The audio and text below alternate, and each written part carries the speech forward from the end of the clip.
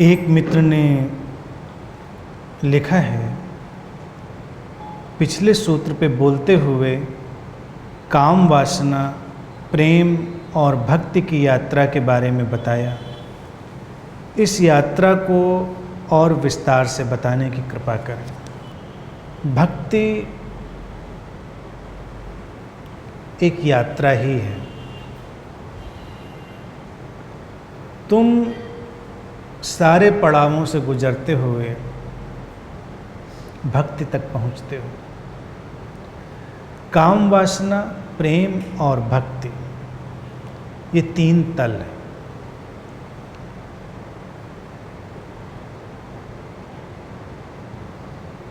जिसके जीवन में इन तीन तलों का अनुभव आ जाए, उसके जीवन में एक परिपूर्णता है, एक कंप्लीटनेस। काम वासना को केवल सेक्स से जोड़कर ना देखें।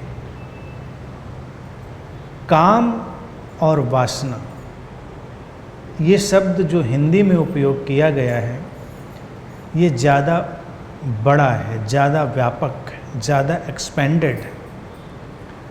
अगर काम वासना को हम ट्रांसलेट करें सेक्सुअलिटी, तो वो छोटा हो जाता है। बहुत सारे भारतीय शब्दों का ट्रांसलेशन नहीं होता। उन्हीं में से एक शब्द है काम वासना। काम वासना में तुम्हारा सेक्स भी शामिल है, लेकिन तुम्हारी वासनाओं का, डिजायर्स का जो अंतहीन विस्तार है, वो शामिल है। सेक्स या सेक्सुअलिटी तुम्हें इसलिए उसमें ज़्यादा दिखाई देती है क्योंकि कामनाओं का, वासनाओं का वो एक ज़्यादा मटेरियलाइज्ड, ज़्यादा दिखाई देने वाला रूप है। आम तौर से तो लोगों की भक्ति भी काम वासना ही है। अगर तुम्हारी भक्ति में भी तुम्हारी डिजायर्स हैं, तुम्हारी भक्ति में भी तुम्हारी कामनाएं हैं, तो उस भक्ति और काम वासना में कोई खास अंतर नहीं होगा। ये तीन अवस्थाएं, जैसे काम वासना ज़्यादा ठोस है, प्रेम तरल हो गई अवस्था है, और भक्ति उसका भाव बन जाना, गैस हो जाना, उड़ जाना, शून्य में खोने के लिए तैयार हो जाना। काम वासना में तुम्हारा मैं, तुम्हारा सेल्फ बहुत ज़्यादा ठोस है, क्रिस्टलाइज्ड है। और काम वासना का अर्थ है कि तुम ही महत्वपूर्ण हो और तुम्हारे सुख और तुम्हारी कामनाओं के लिए दूसरा बस एक उपकरण मात्र है, उपयोगिता मात्र है। तुम्हारे सेक्सुअलिटी में ये ज़्यादा दिखाई देता है, अन्यथा हर तरफ अगर तुम उसका विस्तार देखोगे तो वही है। अगर तुम महत्वपूर्ण हो और दूसरा उपकरण, तुम्हें सुख चाहिए, येन केन प्रकारेण बाह्युक क्रुक, कैसे भी तुम सुखी होना चाहते हो, तो ये काम वासना। काम वासना में तुम्हारा फोकस तुम्हारे अपने ऊपर है। अगर तुम ध्यान भी ऐसे ही करते हो कि बस तुम्हें ही सुख चाहिए, तो तुम्हारा ध्यान भी काम वासना बन जाएगा। तुम भक्ति भी अगर ऐसे ही करते हो कि तुम्हें ही सुख चाहिए, तुम्हें ही मुक्ति चाहिए, तो तुम्हारी भक्ति भी काम वासना बन जाएगी। प्रेम उस ठोसपन का थोड़ा तरल हो जाना है, जैसे बर्फ तरल हो जाए और बहने लगे। प्रेम में दूसरा महत्वपूर्ण हो जाता है, तुम हो। काम वासना में तुम ही तुम हो, दूसरा नगण्य है। इसीलिए काम वासना में लोगों के बदलने से कोई फर्क नहीं पड़ता। प्रेम में बदलाहट मुश्किल होती है, क्योंकि प्रेम में तुम हो, लेकिन अब दूसरा ज़्यादा महत्वपूर्ण हो गया है। तुम्हारे अंदर एक तरलता आ गई, बहाव आ गया है, प्रवाह पैदा हुआ है। प्रेम की स्थिति ऐसी है कि तुम्हारा होना तो है, तुम्हारा मैं मिटा नहीं है, तभी तो तुम प्रेम करते हो, तभी तुम प्रेम में होते हो। और जो महत्वपूर्ण घटना घटी है वो ये कि दूसरा महत्वपूर्ण हो उठा है। तुम दूसरे के सुख की, उसकी वेलबीइंग की ज़्यादा चिंता करते हो।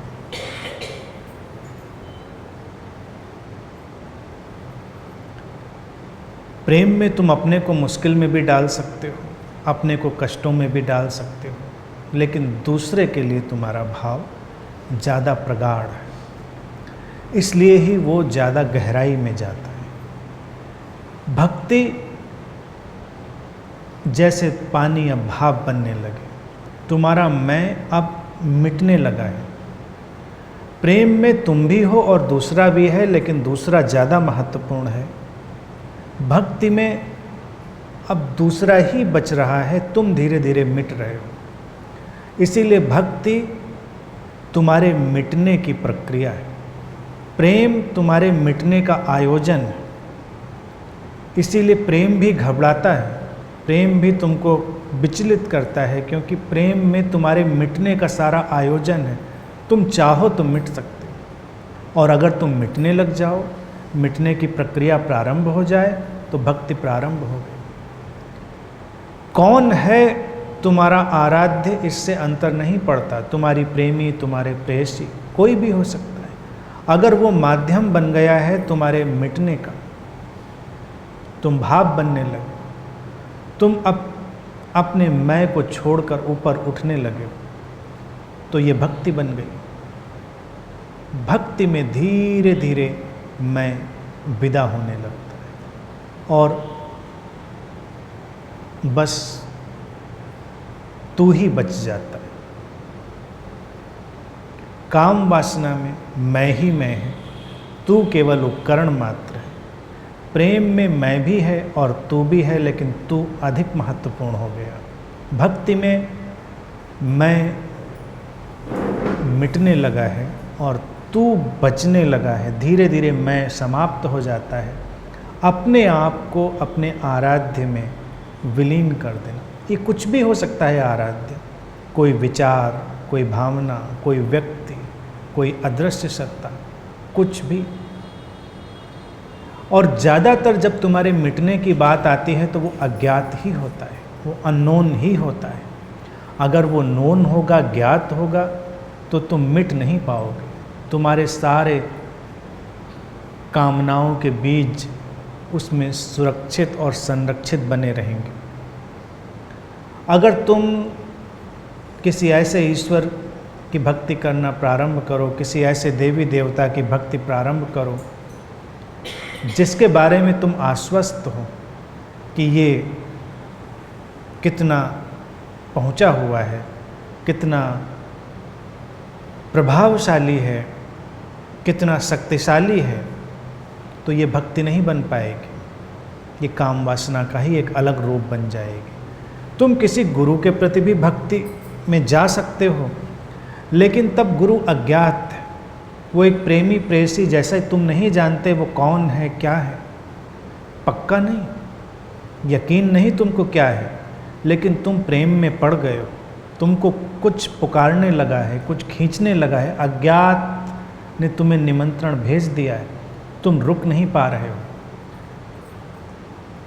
तुम कदम दर कदम चमत्कृत हो सकते हो, लेकिन तुम तय नहीं कर सकते। लेकिन अगर तुम गुरु को लेकर भी तय कर लो कि वो बहुत पहुंचा हुआ है, एनलाइटेंड है, प्रभावशाली है, शक्तिशाली है, तो फिर ये तुम्हारी कामना का ही एक अलग रूप बन गया, क्योंकि तुम तय कर चुके हो।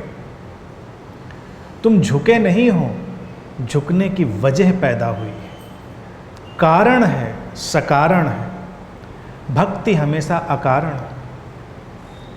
काम वासना हमेशा कारण के साथ पैदा होती है, कारण उसमें बहुत ठोस बना रहता है। प्रेम कारण और अकारण के बीच झूलने लगता है, और भक्ति तो बिल्कुल अकारण ही हो जाती, कारण विदा हो जाती। तुम बता नहीं सकते कि ऐसा क्यों है, प्रेम में भी तुम्हारे लिए बताना मुश्किल है। कोई पूछे तुम इस व्यक्ति के प्रेम में क्यों हो, तुम्हारे पास कोई ठीक ठीक जवाब नहीं होगा। लेकिन जब भक्ति की बात आती है तो लोगों के पास ज़्यादातर जवाब होते हैं। पूछा जाए तुम इस देवी देवता, आराध्य गुरु या परमात्मा के प्रति भक्ति में क्यों हो, तुम बता सकते हो कि तुम भक्ति में क्यों। जब तुम बता सको तो ये भक्ति नहीं रहेगी। जब तुम अवाक रह जाओ, स्पीचलेस रह जाओ, कोई कारण न रह जाए, अकारण, तो भक्ति हुई। इसीलिए यात्रा है, ये यात्रा है। जो अपनी काम वासना को समझता है, काम वासना को समझने का अर्थ ये नहीं कि तुम अपने सेक्स और सेक्सुअलिटी को ही समझते हो, उसको भी समझते हो, वो एक छोटा सा हिस्सा है, लेकिन तुम अपनी कामनाओं, डिजायर्स को, अपनी इच्छाओं के विस्तार को समझते हो। इच्छाएं अनेक अनेक रूपों में प्रकट होती हैं। कुछ इच्छाएं तुम्हें बहुत व्यक्ति केंद्रित बनाती हैं, कुछ इच्छाएं तुम्हें तुमसे बाहर ले जाती हैं, कुछ इच्छाएं तुम्हें समष्टिगत बनाती हैं, यूनिवर्सल बनाती हैं। इच्छाएं अपने आप में बुरी नहीं हैं, उनके स्वरूप को जानना, पहचानना। धीरे धीरे जब तुम पहचानने लगते हो तो काम वासना का ठोसपन तरल होता है, प्रेम में तब्दील होता है, प्रेम में बदलता है। और प्रेम एक रहस्य है। प्रेम में प्रवेश, रहस्य में प्रवेश। फिर जैसे जैसे प्रेम में तुम गहरे प्रवेश करते हो, भक्ति का आगमन होने लगता है, भक्ति उतरने लगती है। तो ये एक यात्रा है। समझना है तुम्हें एक एक कदम को, और वो घटेगी, इसे घटाया नहीं जा सकता।